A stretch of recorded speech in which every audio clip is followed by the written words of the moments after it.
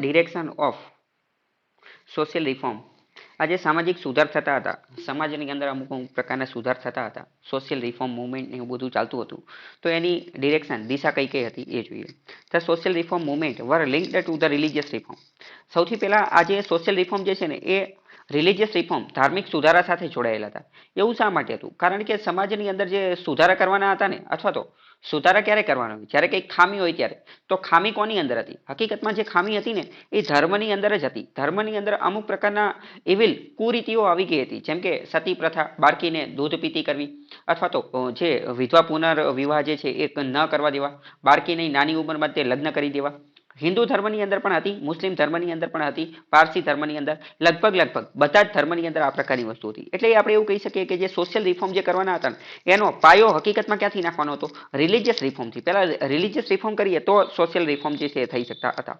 Because nearly all social ills like untouchability and gender-based inequality derived legitimacy from religion in one way or other way. એટલે કે આ બધી વસ્તુ જે છે એને બેકઅપ, એને પાવર, એને સપોર્ટ ક્યાંથી મળતો હતો? કઈ વસ્તુ? તો કે જે સોશિયલ ઇવિલ, સામાજિક કુરીતિઓ, કઈ અનટચેબિલિટી, અસ્પૃશ્યતાની, જેન્ડર બેઝડ ઇનઇક્વાલિટી એટલે કે જાતિગત અસમાનતા, એ બધાને જે સપોર્ટ જે છે એ ધર્મના આધારે મળતો હતો. એટલે ધર્મમાં સુધારો કરવો જરૂરી હતો. In letter years the social reform movement gradually dissociated itself from religion and adopted a secular approach.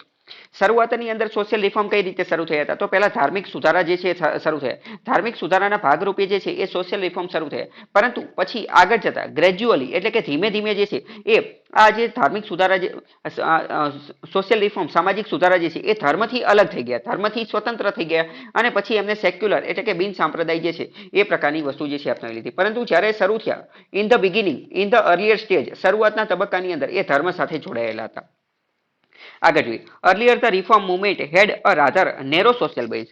શરૂઆતની અંદર જે આ મુવમેન્ટ હતી, આ જે ચળવળ હતી, કઈ તો કે સોશિયલ રિફોર્મની ચળવળ, એનો જે સોશિયલ બેઝ જે છે, સામાજિક જન આધાર એટલે કે એની અંદર જોડાયેલા લોકો, જોડાયેલા સભ્યો અથવા જોડાયેલા જે જાતિ જ્ઞાતિના આધારેના સભ્યો જે છે એ ઓછા હતા. પરંતુ ધીમે ધીમે જે છે એ શું થયું? એમનો સોશિયલ બેઝ, સામાજિક આધાર, લોકોની સંખ્યા જે છે ધીમે ધીમે વધુ ને વધુ લોકો એમની સાથે જોડાયા, એટલે કે એમનો સોશિયલ બેઝમાં વધારો થયો.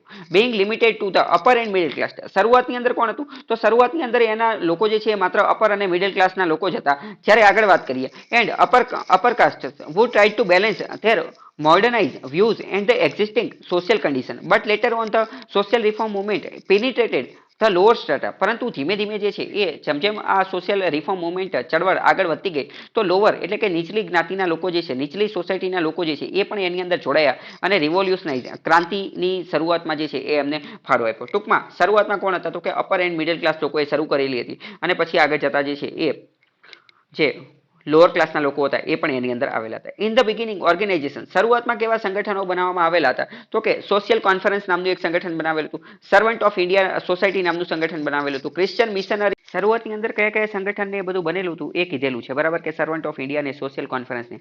આ ઉપરાંત જે ક્રિશ્ચિયન મિશનરીઓ, મિશનરીનો મતલબ શું?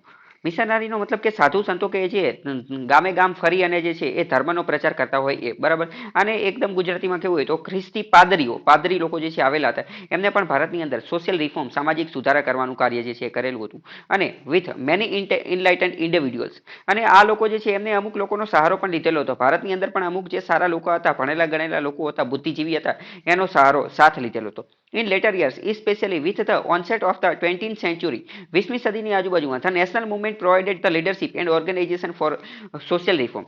20મી સદીની આજુબાજુમાં શું થયું? નેશનલ મુવમેન્ટ, રાષ્ટ્રીય ચળવળ જે ચાલી રહી હતી ને, તો એની સાથે સાથે તે એમને આ જે રાષ્ટ્રીય ચળવળ જે છે એને લીડરશિપ, નેતૃત્વ પૂરું પાડ્યું. અને કોને નેતૃત્વ પૂરું પાડ્યું? તો આ બધા સંગઠનોને. કયા સંગઠનો? તો એ સંગઠનો કે જે સામાજિક સુધારા માટે કાર્ય કરતા હતા એને, બરાબર. એટલે કે ધીમે ધીમે એક રીતે જોઈએ તો ભારતનો ઇતિહાસ એવો છે કે જેમાં બંને વસ્તુ પેરેલલ ચાલતી હતી. ભારતની સ્વતંત્રતાની લડાઈ પણ ચાલતી હતી, નેશનલિઝમ, રાષ્ટ્રવાદ પણ ચાલતું હતું, નેશનલ મુવમેન્ટ એટલે કે રાષ્ટ્રીય ચળવળ પણ ચાલતી હતી, ફ્રીડમ મુવમેન્ટ પણ ચાલતી હતી, અને સાથે સાથે સોશિયલ રિફોર્મ, સામાજિક સુધારા પણ ચાલતા હતા.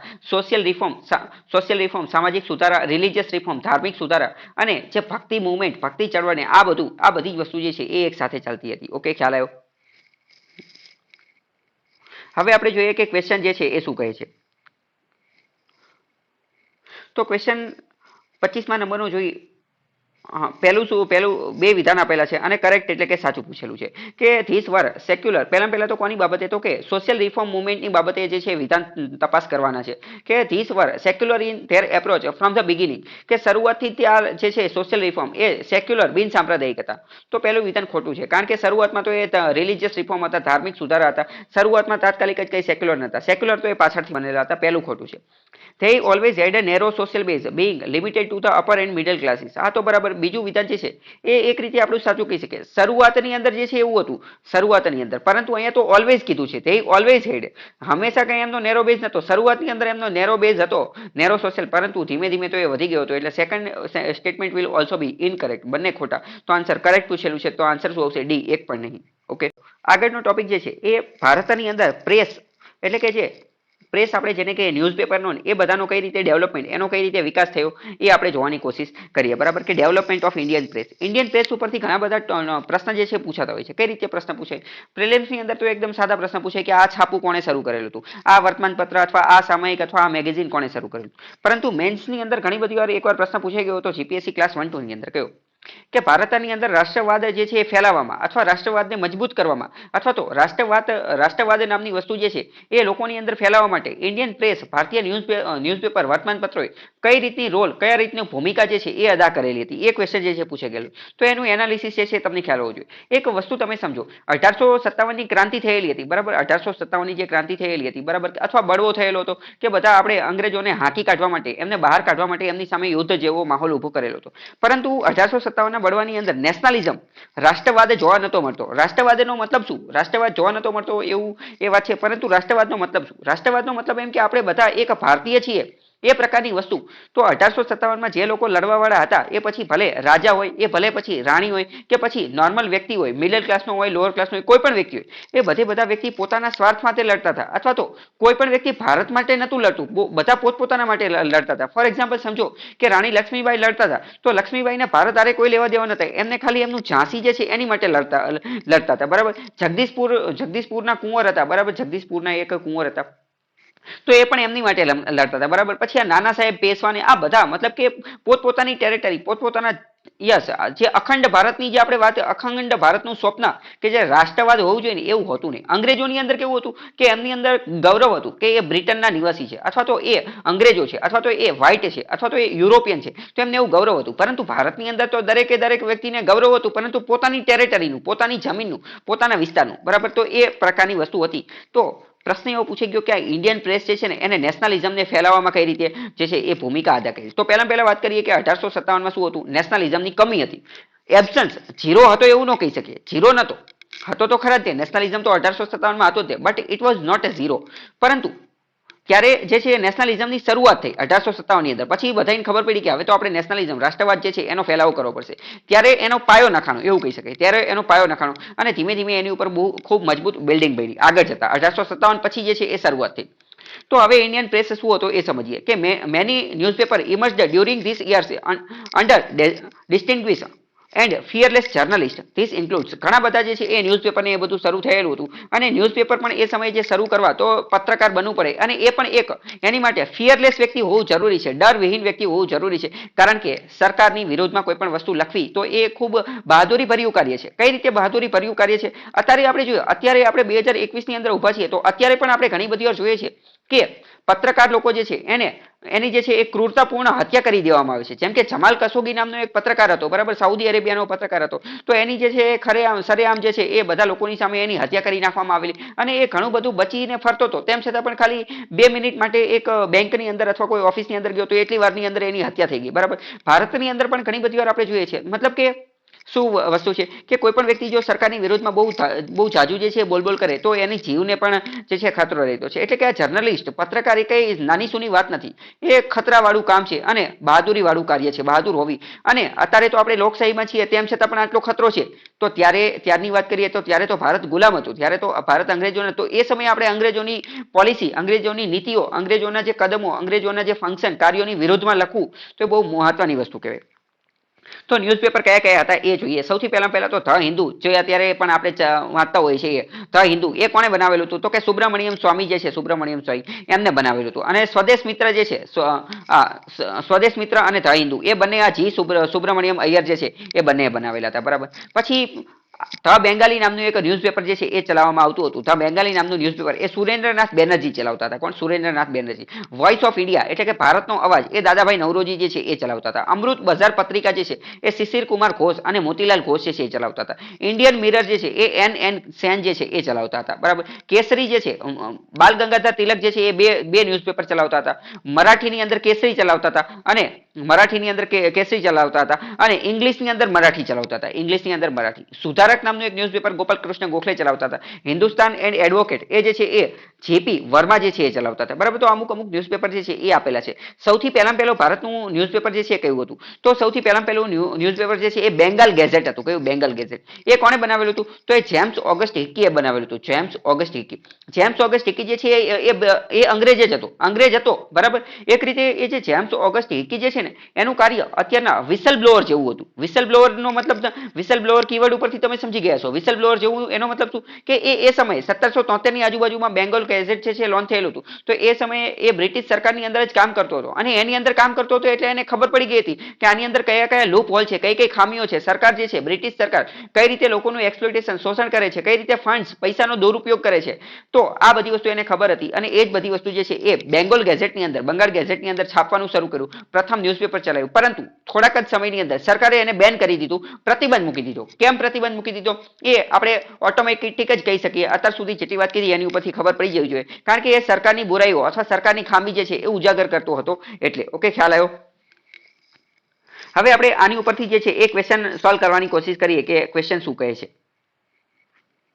26મા નંબરનો ક્વેશ્ચન જે છે નીચેની જોડી આપેલી છે. મેં તમને કીધું કે પ્રિલિમ્સમાં તો આ જ લેવલનો ક્વેશ્ચન પૂછાશે કે આ વસ્તુ આપેલી હશે અને પ્રશ્ન. બરાબર. બેંગાલી, તો બેંગાલી કોણ હતું? તો કે સુરેન્દ્રનાથ બેનર્જી. બરાબર. પહેલું જે છે એ બિલકુલ સાચું છે. સુધારક તો કે એન સેન. બરાબર. ઇન્ડિયન મિરર જે છે જવાહરલાલ નહેરુ ન હતું.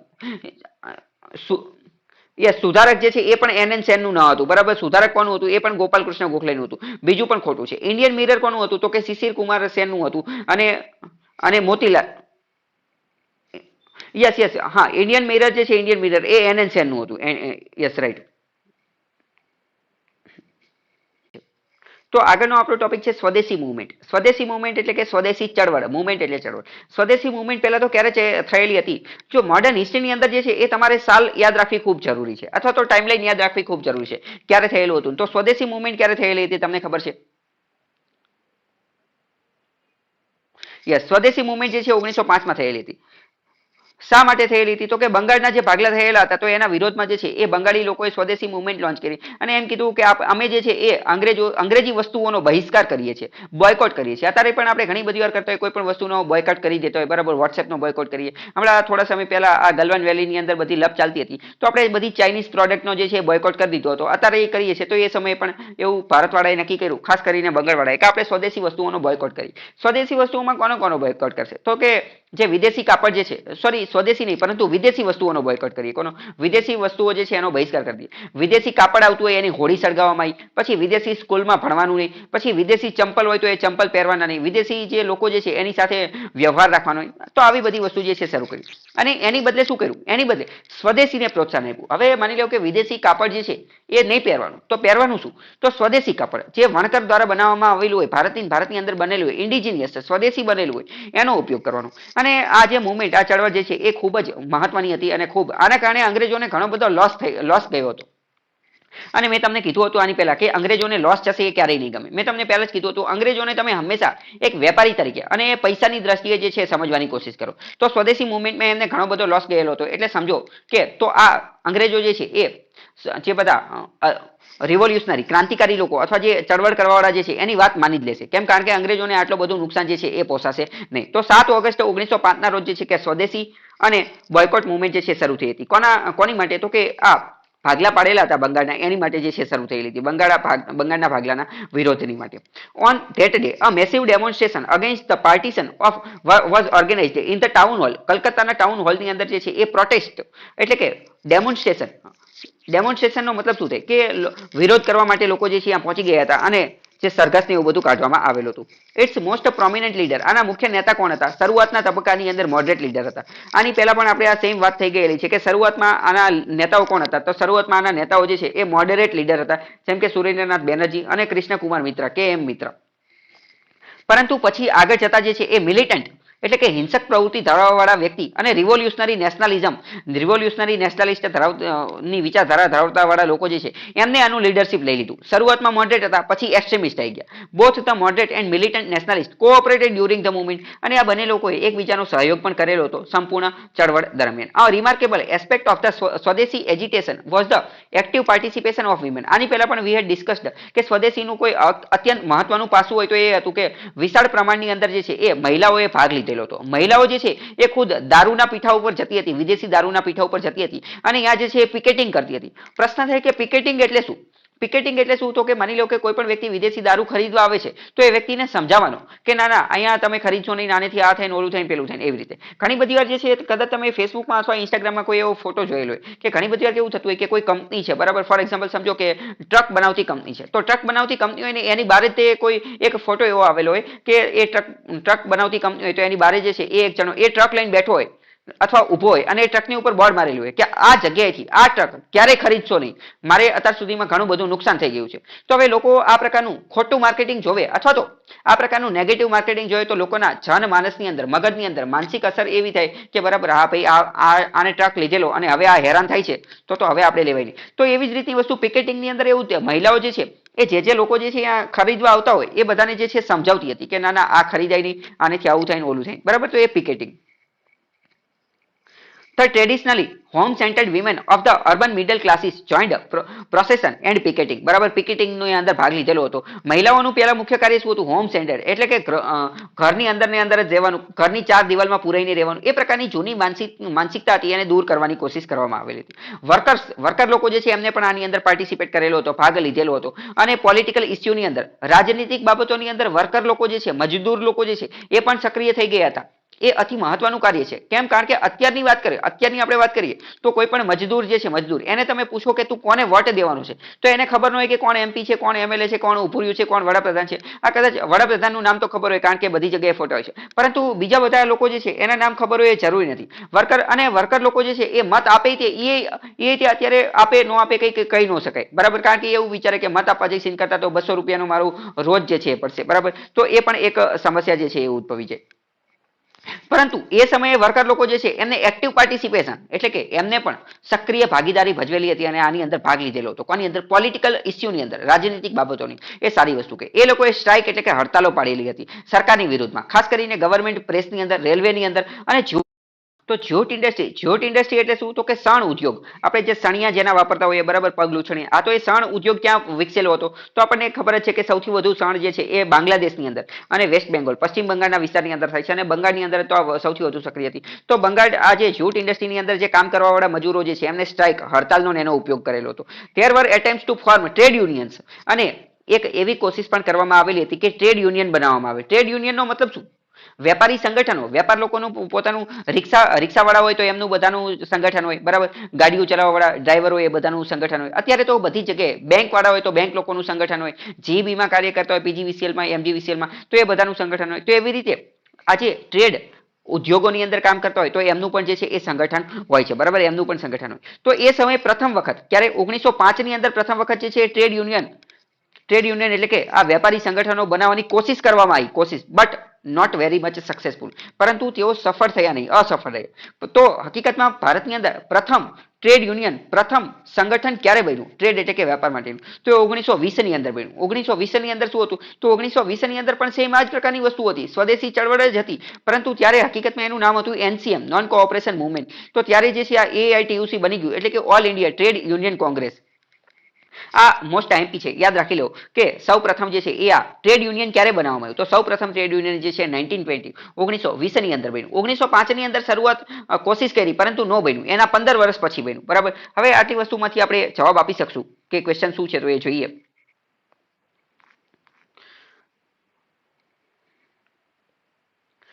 કે સ્વદેશી એન્ડ બોયકોટ મુવમેન્ટ જે છે એની બાબતે બે સ્ટેટમેન્ટ આપેલા છે.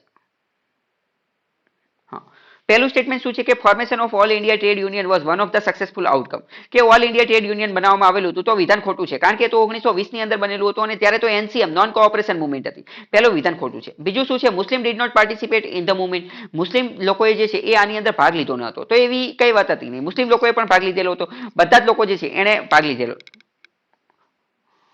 યસ, એવું કઈ મેન્શન નથી, તો આપણને કેમ ખબર પડે કે મુસ્લિમ લોકોએ ભાગ લીધેલો હતો. હવે સમજો કે આની અંદર આપણે પહેલા જ જોઈ લીધું કે બંગાળની અંદર જે છે એ એકતા જોવા મળતી હતી, અને આની પહેલાના લેક્ચરની અંદર પણ મેં તમને કીધું હતું કે આ એકતા જે છે એ એકતાને તોડવા માટે તો ભાગલા પડેલા હતા, અને ભાગલાની વિરુદ્ધમાં તો આ બોયકોટ મુવમેન્ટ જે છે એ ચલાવવામાં આવેલી હતી. તો હવે બંનેની વચ્ચે જે છે એકતા હશે તો મુસ્લિમ લોકો ભાગ લેશે ને. ઓકે, તો એની એ જે જૂના પોઈન્ટ જે છે એનો પણ યાદ, એના આધારે પણ આન્સર આપવાની કોશિશ કરવાની. બરાબર, તો એ રીતે આન્સર શું આવી શકશે, પહેલું ખોટું છે અને બીજું પણ ખોટું છે, તો આન્સર આમાં કરેક્ટ પૂછેલું છે તો ડી આવશે. ઓકે, આગળનો ટોપિક છે ઓલ ઇન્ડિયા મુસ્લિમ લીગ. મુસ્લિમ લીગ જે છે એની સ્થાપના કઈ રીતે થઈ હતી એ બધી વસ્તુ આપણે જોઈએ. બરાબર, મુસ્લિમ લીગની સ્થાપના સૌથી પહેલા તો 1906 ની અંદર થઈ હતી. બરાબર, આના થોડાક ફેક્ચ્યુઅલ ડેટા જે છે જોઈ લઈએ. 1906 માં થઈ હતી. કોણે કરેલી હતી તો કે આગા ખાન કરે. આગા ખાન જે ઢાકાનો નવાબ હતા, ઢાકાના નવાબ હતા કોણ, સલીમુલ્લા ખાન. પછી એક બીજા નવાબ હતા મૌસીન ઉલ મુલ્ક અને નવાબ વકાર ઉલ મુલ્ક. આટલા બધા લોકો જે છે એ બધા લોકોએ ભેગા થઈ અને કરેલી હતી કોની, મુસ્લિમ લીગની સ્થાપના કરેલી હતી. આગા ખાન, ઢાકાના નવાબ સલીમુલ્લા ખાન, મૌસીન ઉલ્લા ખાન અને આ નવાબ વકાર ઉલ મુલ્ક. આમાં મુખ્યત્વે આગા ખાન અને આ સલીમુલ્લા ખાન જે છે એનો ફાળો, એનો રોલ જે છે એ અહમ હતો, અને મોટે ભાગે ક્વેશ્ચનમાં એ જ પૂછાતો હોય છે. બરાબર, તો 1906 માં થયેલી હતી. હવે આ લોકોએ સ્થાપના કરી તો એનો કંઈક બેઝ તો હશે ને. એને જ્યારે કોઈ પણ વસ્તુની સ્થાપના કરીએ તો એનો કંઈક ઉદ્દેશ્ય તો હોય ને, કે આપણે આ શું ઉદ્દેશ્ય છે. જેમ કે આપણે પ્રિપેરેશન શરૂ કરીએ તો ઉદ્દેશ્ય છે કે નોકરી મેળવવાની છે, તો આમને આ સ્થાપના કરી તો શું ઉદ્દેશ્ય છે, તો એમનો ઉદ્દેશ્ય એવો હતો to preach loyalty to the British government and to keep the Muslim intelligentsia away from the Congress. 1885 ની અંદર કોંગ્રેસની સ્થાપના થઈ ગઈ હતી. તો આજે મુસ્લિમ લોકો હતા, મુસ્લિમ લોકો એટલે કે ખાસ કરીને આ બધા લોકો, આ ત્રણ ચાર લોકો જે અહીંયા નામ આપેલા છે, આ આગા ખાન ને સલીમુલ્લા ખાન, એ બધાએ એવું વિચાર્યું કે આપણે તો બ્રિટિશ ગવર્મેન્ટ, બ્રિટિશ સરકાર જે છે ને એની પ્રત્યે આપણે લોયલ લેવું છે. લોયલ એટલે કે એના આપણે વફાદાર રહેવું છે, એના વિરુદ્ધ આપણે કંઈ કરવાનું નહીં. કોંગ્રેસ શું કરતું હતું, કોંગ્રેસ તો એની વિરુદ્ધમાં જે છે એ ડેમોન્સ્ટ્રેશન એટલે કે એની વિરુદ્ધમાં સત્યાગ્રહ કરવાનું કાર્ય કરતું હતું, એની વિરુદ્ધમાં પ્રદર્શન કરતા હતા, ડેમોન્સ્ટ્રેશન ને, પ્રોટેસ્ટ ને, વિરોધ ને, પ્રેયર ને, પિટિશન ને, પાસિંગ રિઝોલ્યુશન ને, એવું બધું કાર્ય કરતું હતું. પરંતુ આ બધાએ એવું કીધું આગા ખાન, આપણે કોંગ્રેસ આ બ્રિટિશ ગવર્મેન્ટ જે છે એની વિરુદ્ધમાં જવાનું નહીં, પરંતુ એની બદલે કેવું રહેવાનું, લોયલ રહેવાનું. એમને તો આપણે વફાદાર રહેવાનું. બ્રિટિશ ગવર્મેન્ટ જે કોઈ પણ કાયદા બનાવે, કાનૂનો બનાવે, એનું આપણે સમર્થન કરવાનું. એવું આ બધાએ નક્કી કર્યું, આગા ઉલ્લા ખાને. અને બીજું એ નક્કી કર્યું કે આપણા જે મુસ્લિમ લોકો જે છે ને, મુસ્લિમ ઇન્ટેલિજન્સિયા એટલે કે મુસ્લિમ બુદ્ધિજીવી લોકો જે છે ને એ કોંગ્રેસ તરફ ન જતા રહે, એવું આપણે ધ્યાન રાખવાનું. એના ઉદ્દેશ્યથી આ બનાવવામાં આવેલી હતી. બરાબર, આટલી વસ્તુ જોઈ અને તમને ખ્યાલ આવી ગયો છે. પરંતુ હવે હું તમને એક બે પોઈન્ટ કહું છું, એનાથી તમારો કોન્સેપ્ટ થોડો વધારે ક્લીન થશે, જે બુકમાં નથી આપેલો. આ જે ઓલ ઇન્ડિયા મુસ્લિમ લીગ જે છે એ હકીકતમાં શું છે. બરાબર, 1906 માં એની સ્થાપના થઈ.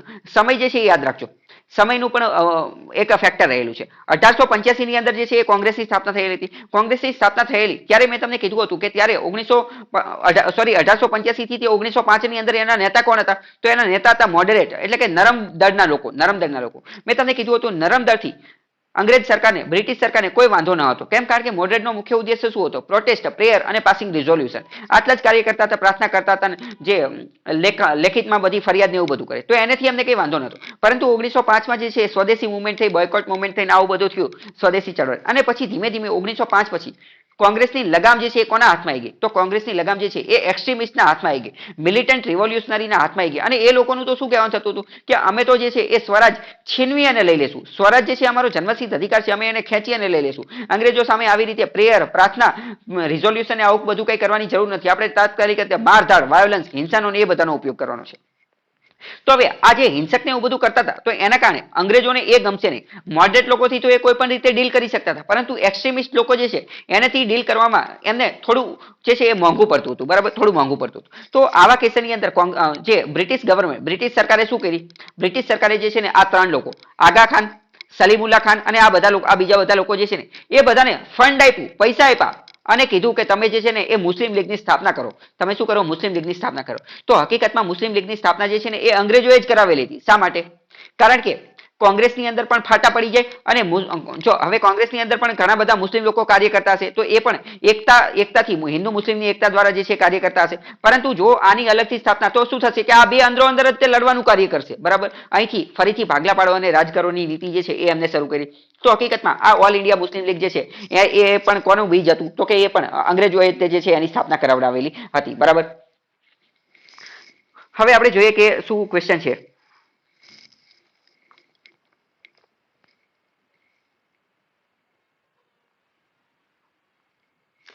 ક્વેશ્ચન શું કહે છે કે consider the following formation of all India Muslim League. Muslim લીગનું જે ફોર્મેશન એની સ્થાપના થયેલી હતી એની બાબતે 3 વિધાન આપેલા છે અને કરેક્ટ સાચું વિધાન પૂછેલું છે.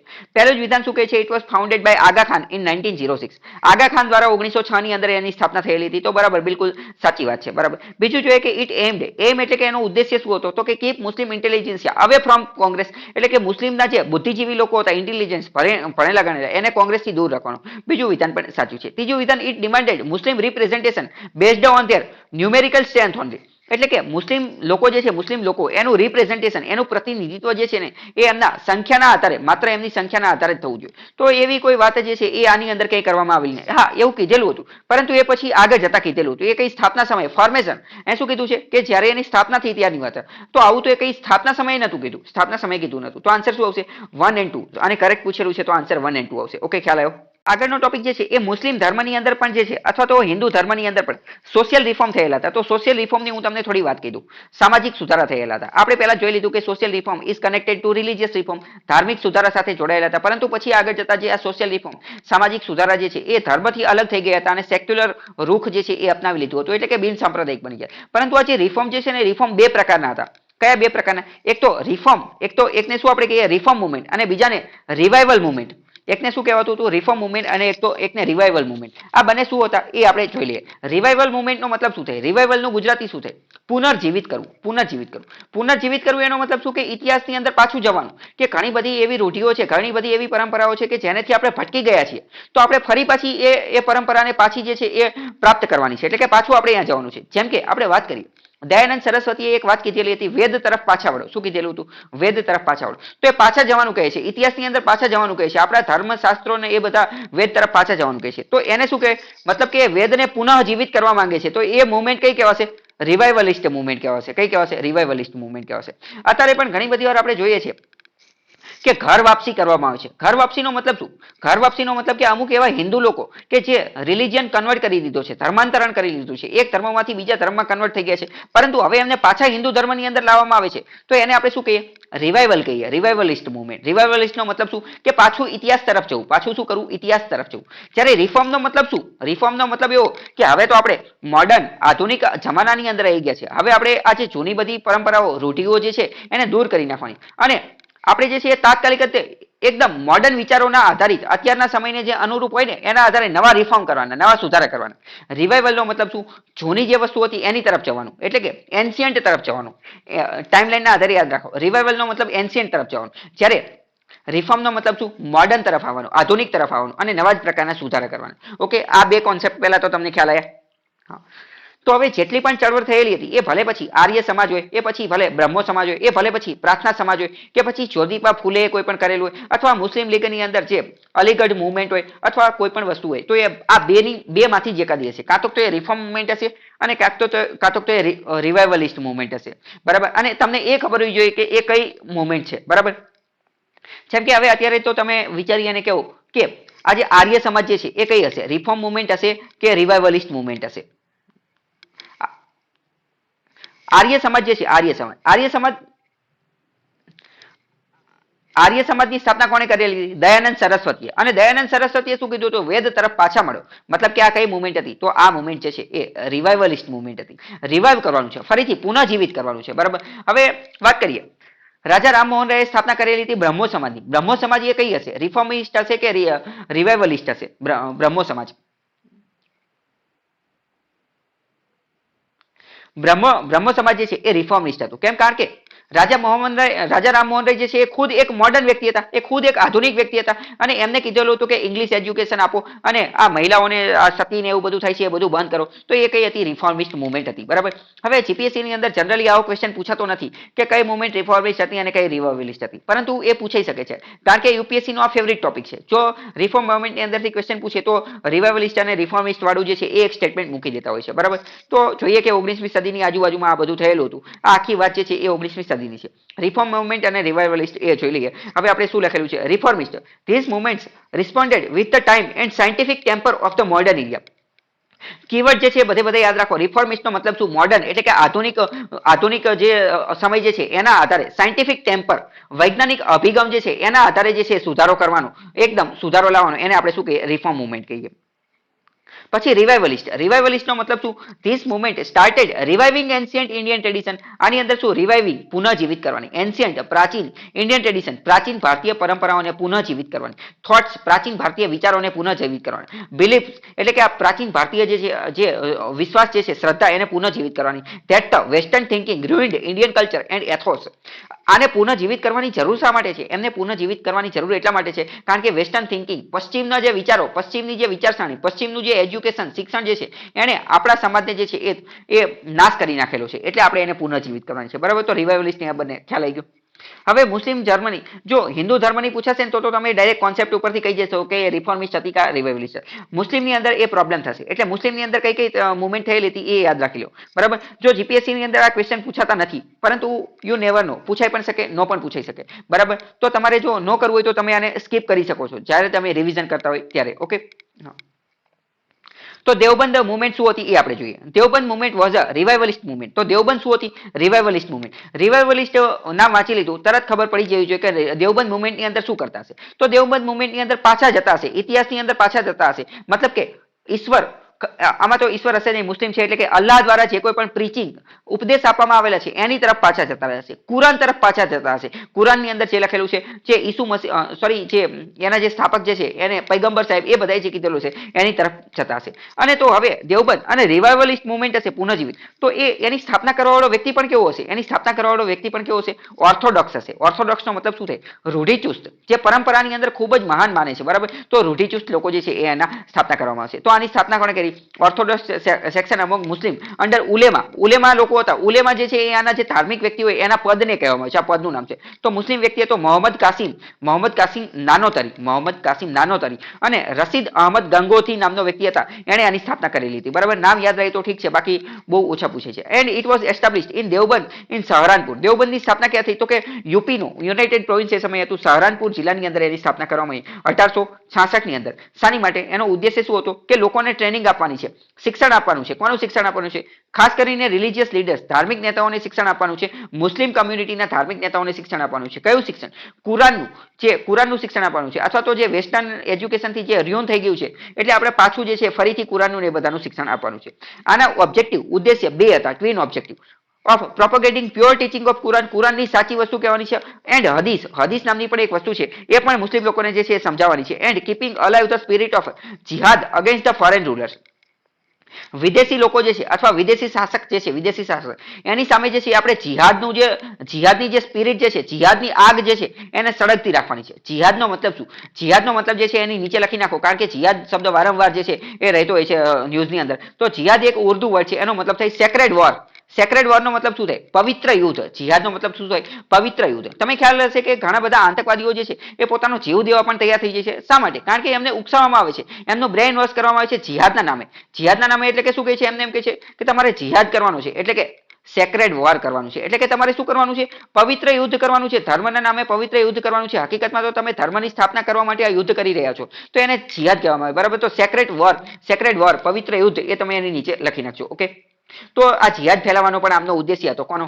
તો કે અત્યારે આપણે આ દેવબંધ મુવમેન્ટ જે છે એનો એ ઉદ્દેશ્ય હતો. ઓકે. પછી ઓન ધ પોલિટિકલ ફ્રન્ટ, રાજનીતિની બાબતે જોઈએ, રાજનીતિની બાબતે તો દેવબંધ સ્કૂલની સ્થાપના કરવામાં આવેલી હતી. અને દેવબંધ સ્કૂલ જે છે એને વેલકમ, આવકાર આપ્યો હતો. કોને? The formation of Indian National Congress, ભારતીય રાષ્ટ્રીય કોંગ્રેસની સ્થાપના થઈ તો એને આવકાર આપેલો હતો. 1988 ની અંદર ઇસ્યુડ રિલિજિયસ ડિગ્રી, આ ફટીક જે છે એ લોન્ચ કરેલા હતા. ફટીક એટલે શું? તો એક રીતની રિલિજિયસ ડિગ્રી, એટલે કે ધર્મના નેતાઓ હોય, ધર્મના જે ઠેકેદારો હોય એ લોકો જે છે એ અમુક પ્રકારના જે ઢીંઢોરો જે છે એ પ્રકારનું લોન્ચ કરે. એટલે કે એક કાગળ હોય, ડિગ્રી એટલે એક પ્રકારનું કાગળ, એમાં નેતા જે છે, ધાર્મિક નેતા, એ જે છે લખાણ જે છે એ રજૂ કરી દે અગેન્સ્ટ સૈયદ અહમદ ખાન ઓર્ગેનાઇઝેશન. સૈયદ અહમદ ખાનની ઓર્ગેનાઇઝેશનની વિરુદ્ધમાં જે છે એ આ રિલિજિયસ ડિગ્રી રજૂ કરેલી હતી. United Patriot Association and Mohammad Anglo Oriental Association, આ બધાની વિરોધમાં જે છે એ લખાણ જે છે રજૂ કરેલા હતા. કોણે? તો કે આ દેવબંધ મુવમેન્ટ જે છે, અને ખાસ કરીને દેવબંધ સ્કૂલ જે છે, એણે આ બધાની વિરોધમાં લખાણ જે છે રજૂ કરેલા હતા. હવે તમે સમજો કે આ બધી વસ્તુ આપેલી છે. કયું? તો કે સર સૈયદ અહમદ ખાનની સંગઠનની વિરુદ્ધમાં, યુનાઇટેડ પેટ્રિયોટિક્સના વિરુદ્ધમાં, અને આ મોહમ્મદ એંગ્લો ઓરિએન્ટલ કોલેજના વિરુદ્ધમાં. તો આ બધાની વિરુદ્ધમાં કરેલા છે. તો આ બધા લોકો કાર્ય શું કરતા હશે? તો હકીકતમાં આ બધા લોકો જે છે ને એ તો રિફોર્મિસ્ટ હતા. કેવા હતા? રિફોર્મિસ્ટ. રિફોર્મિસ્ટનો મતલબ શું? કે કંઈક મોડર્ન લાવવાનું છે, કંઈક સાયન્ટિફિક લાવવાનું છે. જ્યારે આ દેવબંધ મુવમેન્ટ જે છે એ શું કાર્ય કરતું હતું? એ તો એન્શિયન્ટ, પ્રાચીન તરફ પાછું જવાનું કહેતા હતા. તો એ ઓટોમેટિક ત્યાંના વિરોધી બની જશે કે નહીં બની જાય? કારણ કે આ લોકો મોડર્ન તરફ લઈ જતા હતા અને દેવબંધને તો એન્શિયન્ટ તરફ જવાનું હતું. તો બંનેની વચ્ચે તકરાર થશે, અને તકરાર થઈ એટલે જ તો શું થયું? તો એટલે જ તો દેવબંધ મુવમેન્ટે આ બધાની વિરુદ્ધમાં રિલિજિયસ ડિગ્રીને એકદમ દેશી ભાષામાં શું કહેવાય? તો કે ધાર્મિક ફતવા આપણે કહીએ છીએ કે ફતવો રજૂ કરવામાં આવેલો છે. બરાબર, એ રજૂ કરવામાં આવ્યું. ઓકે, ખ્યાલ આવ્યો? ટૂંકમાં આખા એક કીવર્ડ યાદ રાખો કે દેવબંધ શું હતું? તો એ રિવાઇવલિસ્ટ હતી. રિવાઇવલિસ્ટ.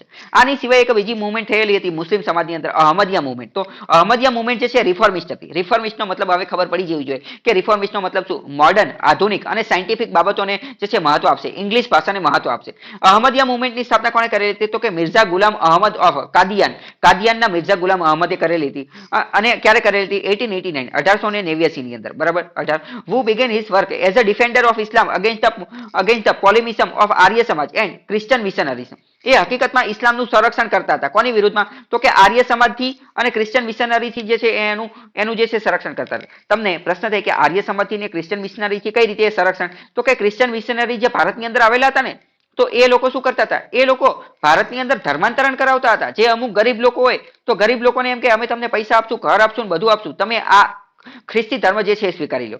આર્ય સમાજવાળા શું કરતા હતા? તો આર્ય સમાજવાળા જે છે એ મેં તમને કીધું વેદ તરફ પાછા ફરતા હતા અને શુદ્ધિ આંદોલન ચલાવેલું હતું. દયાનંદ સરસ્વતી કહ્યું શુદ્ધિ આંદોલન.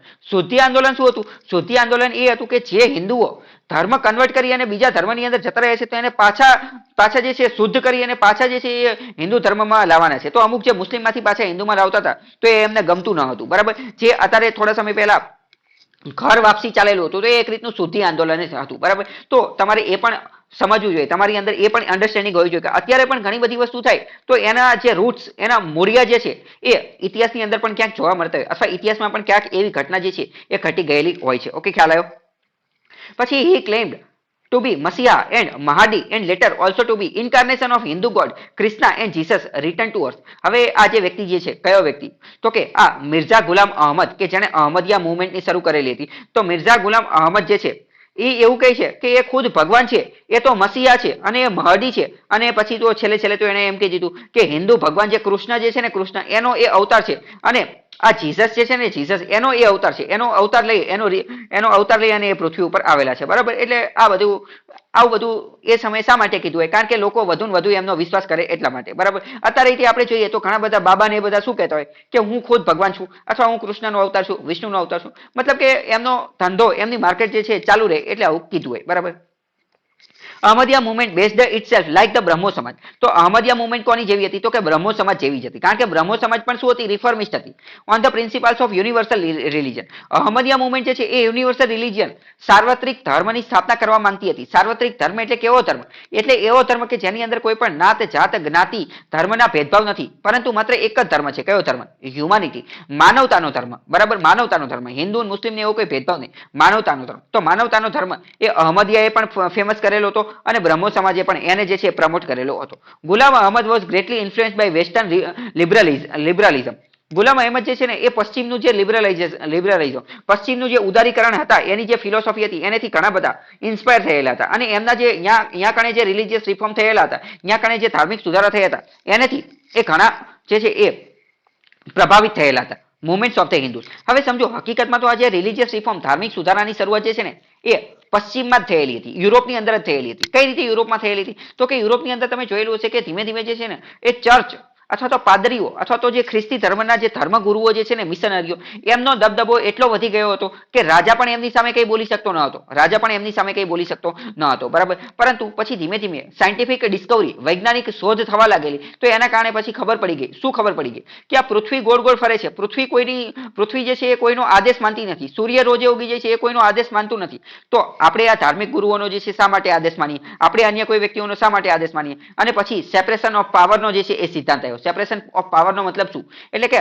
પાવર જે છે એ અલગ અલગ હોવો જોઈએ. જે ધર્મનો પાવર અલગ હોવો જોઈએ અને પોલિટિકલ રાજનેતાઓનો પાવર અલગ હોવો જોઈએ. પછી નવો કોન્સેપ્ટ આવ્યો ફંડામેન્ટલ રાઇટ, મૂળભૂત અધિકારોનો અધિકાર એટલે કે વ્યક્તિનો પણ કંઈક અધિકાર હોવો જોઈએ. બરાબર. તો આ બધી વસ્તુની શરૂઆત ત્યાં થઈ હતી. ભારતની અંદર હકીકતમાં રિલીજીયસ રિફોર્મ થયા હતા, પરંતુ એ કઈ એટલા બધા મોટે પાયે થયા ન હતા. કેમ? કારણ કે ભારતની અંદર કઈ ધર્મ એટલો બધો જે છે એ રાજનીતિની અંદર ઘૂસી ગયો ન હતો. બરાબર. એટલે હકીકતમાં જોઈએ તો રિલીજીયસ રિફોર્મ મુવમેન્ટ આ વર્ડ સ્પેશિયલી આ શબ્દનો જન્મ ક્યાં થયો? આ શબ્દનો જન્મ યુરોપની અંદર થયો અને ભારતની અંદર પણ સેમ આવી રીતે ચળવળ ચાલતી હતી એટલે ભારતની અંદર પણ સેમ એ નામ જે છે આપી દીધું. ઓકે, ખ્યાલ આવ્યો આટલી વસ્તુ?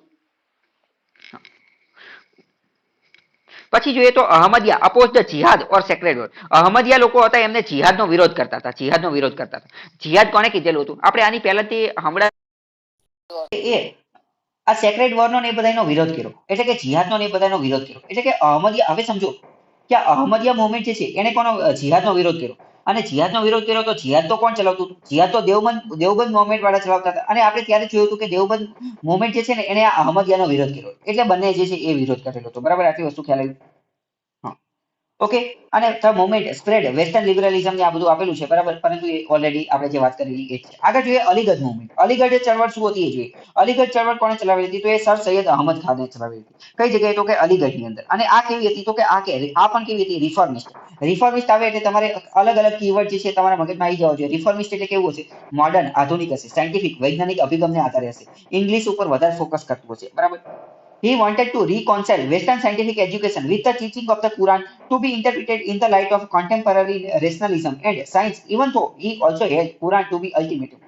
સૌથી પહેલા તો સર સૈયદ અહમદ ખાને અલીગઢ ચળવળની શરૂઆત કરી. એમને એમ કીધું કે કુરાન જે છે નંબર 1 છે, કુરાનનું જે છે અસ્તિત્વ હોવું જોઈએ, કુરાનને નંબર 1 આપવાનું છે. પરંતુ એની સાથે સાથે એમને એમ કીધું કે કુરાનની અંદર અમુક પ્રકારના સુધારા કરવાના જરૂર છે. અને આ સુધારા કેવા હોવા જોઈએ? તો કે સાયન્ટિફિકના આધારે હોવો જોઈએ, વૈજ્ઞાનિક અભિગમના આધારે હોવો જોઈએ અને કોન્ટેમ્પરરી અત્યારે જે છે અત્યારના આધુનિક સમયના આધારે જે કોઈ પણ 21મી સદી 20મી સદી, એ સમય તો 20મી સદી હતી, તો 20મી સદીને અનુરૂપ જે વસ્તુ હોય એના આધારે એનું ઇન્ટરપ્રિટેશન અર્થઘટન કરવું જોઈએ. અને અત્યારના સમયમાં રેશનલિઝમ થઈ શકે એ રીતનું એનું જે છે એટલે કે એક રીતનું નવું કુરાન જે છે એ બનાવવું જોઈએ. બરાબર. ખ્યાલ આવ્યો?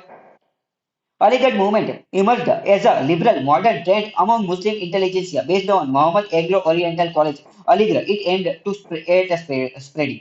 આજે આ લોકો હતા અલીગઢ મુવમેન્ટ, એના પછી એના મોટા ભાગના લોકો જે છે એ મોહમ્મદીન એંગ્લો ઓરિએન્ટલ કોલેજની અંદર એના ચાહકો વધુ હતા. આ કોલેજ હતી ને એ કોલેજની અંદરના ઘણા બધા લોકો જે છે એ આનેથી ઇન્સ્પાયર થયા હતા. કોની? અલીગઢ મુવમેન્ટ.